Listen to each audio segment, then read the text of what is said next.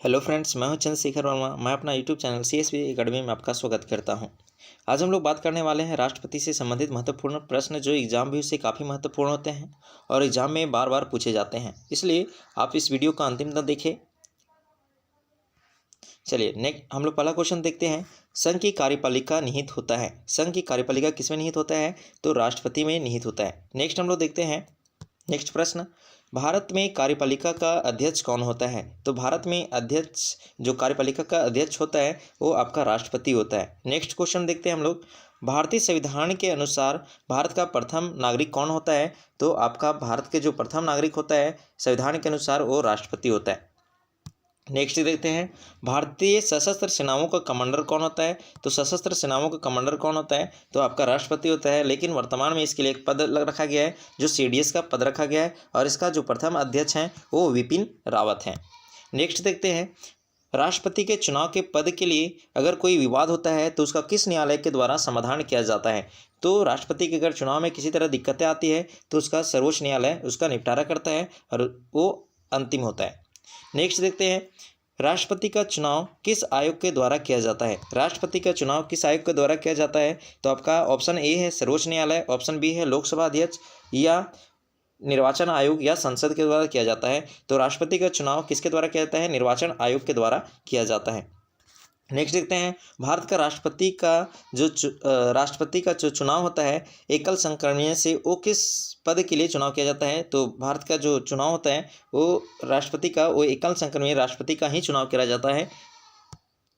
Next देखते हैं, भारत का राष्ट्रपति का चुनाव किसके द्वारा किया जाता है? भारत में राष्ट्रपति का चुनाव किसके द्वारा किया जाता है? तो ऑप्शन ए है आपका राज्यसभा, लोकसभा और विधानसभा, ऑप्शन बी है मंत्रिपरिषद और ऑप्शन सी है राज्यसभा, लोकसभा, विधान परिषद और इसमें ऑप्शन डी है केवल लोकसभा। तो भारत के जो राष्ट्रपति का जो चुनाव होता है वो राज्यसभा और लोकसभा और विधानसभा भाग लेते हैं तथा दो हैं ऐसे जो केंद्र शासित प्रदेश हैं जो राष्ट्रपति के चुनाव में लेते हैं। एक आपका दिल्ली है और दूसरा आपका पुडुचेरी है जो राष्ट्रपति के चुनाव में भाग लेते हैं। नेक्स्ट देखते हैं, आपातकाल किसके द्वारा लगाया जाता है? तो आपातकाल राष्ट्रपति के द्वारा लगाया जाता है और हमारे भारतीय संविधान में 3 प्रकार के आपातकाल लगाए जाते हैं। एक होता है आपका 352 जो राष्ट्रीय आपातकाल होता है, 356 होता है जो राज्य में आपातकाल होता है और एक होता है 360 जो आपका वित्तीय आपातकाल होता है। तो आपका वित्तीय आपातकाल अभी तक भारत में एक बार भी नहीं लगा है और जो आपातकाल का प्रावधान जो लिया गया है हमारे भारतीय संविधान में वो जर्मनी से लिया गया है, यानी जर्मनी के संविधान से लिया गया है आपातकाल का प्रावधान भारतीय संविधान में। नेक्स्ट देखते हैं, राष्ट्रपति के चुनाव में कौन सी प्रणाली अपनाई जाती है? राष्ट्रपति के चुनाव में कौन सी प्रणाली अपनाई जाती है? तो ऑप्शन ए है जनता के द्वारा चुना जाता है या ऑप्शन बी है एकल हस्तांतरीय वोट के द्वारा चुना जाता है या ऑप्शन सी है द्वितीय निर्वाचन प्रणाली के द्वारा जाता है या डी है ऑप्शन इनमें से सभी। तो आपका ऑप्शन बी करेक्ट होगा, एकल हस्तांतरीय वोट के द्वारा राष्ट्रपति को चुना जाता है। नेक्स्ट क्वेश्चन देखते हैं, भारत में राष्ट्रपति का पद किस देश के संविधान से लिया गया है? तो भारत का जो राष्ट्रपति का जो पद है वह अमेरिका देश से लिया गया है, अमेरिका के संविधान से लिया गया है। नेक्स्ट देखते हैं, राष्ट्रपति का वर्तमान वेतन कितना है? तो राष्ट्रपति का वर्तमान वेतन 5 लाख है, लेकिन अगर पूछा जाए कि पहले कितना था तो पहले 1.5 लाख रुपया इसको दिया जाता था प्रति माह। नेक्स्ट देखते हैं, संसद का संयुक्त बैठक कौन बुला सकता है? तो राष्ट्रपति को यह शक्ति प्राप्त है कि संयुक्त बैठक बुलाने का। तो आपका ऑप्शन बी होगा जो करेक्ट होगा, राष्ट्रपति का संयुक्त बैठक जो बुलाता है वो राष्ट्रपति को बुलाया जाता है। लेकिन यहाँ पे एक महत्वपूर्ण क्वेश्चन पूछा जाता है कि संयुक्त बैठक तो राष्ट्रपति को बुलाया जाता है लेकिन उसका अध्यक्षता कौन करता है? तो अध्यक्ष आपका लोकसभा के अध्यक्ष करता है संयुक्त बैठक का अध्यक्षता।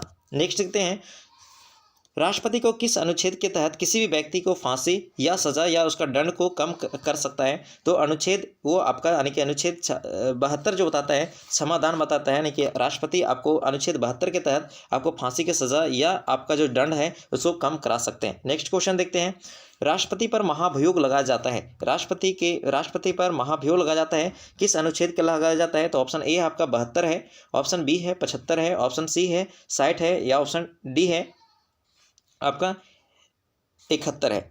सॉरी फ्रेंड्स, इसमें अनुच्छेद 61 होगा, अनुच्छेद 61 होगा जिसमें महाभियोग लगाया जाता है।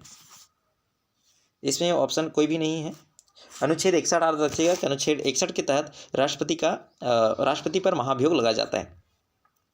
नेक्स्ट क्वेश्चन, राष्ट्रपति पर महाभियोग लगाने की सबसे पहले किसके द्वारा शुरू किया जाता है? तो आपका ऑप्शन है ए है लोकसभा है, राज्यसभा है, ऑप्शन सी है किसी भी सदन में, या ऑप्शन डी है राज्यसभा में ही, केवल राज्यसभा में। तो आपका ऑप्शन सी होगा कि किसी भी सदन में, यानी लोकसभा भी चालू कर सकता है और राज्यसभा भी चालू कर सकता है, यानी कि दोनों सदन यहाँ पे किसी भी सदन में सबसे पहले शुरू की जा सकती है। नेक्स्ट देखते हैं, राष्ट्रपति के द्वारा लोकसभा में कितने सदस्यों को मनोनीत किया जाता है? तो राष्ट्रपति के द्वारा लोकसभा में कितने सदस्यों को मनोनीत किया जाता है? तो आपका 2 सदस्य को होते हैं जो यानी कि राष्ट्रपति के द्वारा मनोनीत किया जाता है, जो लोकसभा के सदस्य होते हैं, और ये क्या होते हैं? एंग्लो इंडियन होते हैं। नेक्स्ट देखते हैं, भारतीय संविधान के किस संविधान संशोधन के द्वारा राष्ट्रपति के चुनाव में 2 केंद्र शासित प्रदेशों को भाग लेने का अधिकार दिया गया है?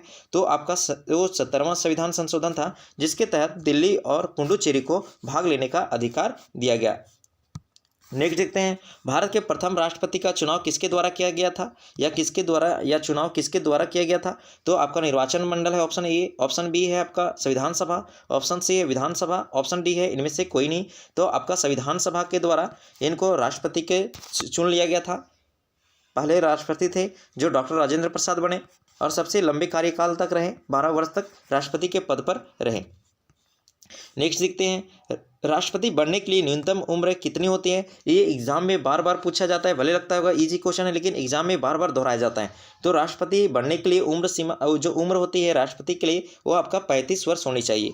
नेक्स्ट देखते हैं, राज्यसभा यानी राष्ट्रपति को राज्यसभा में कितने सदस्यों को मनोनीत करने का अधिकार दिया गया है?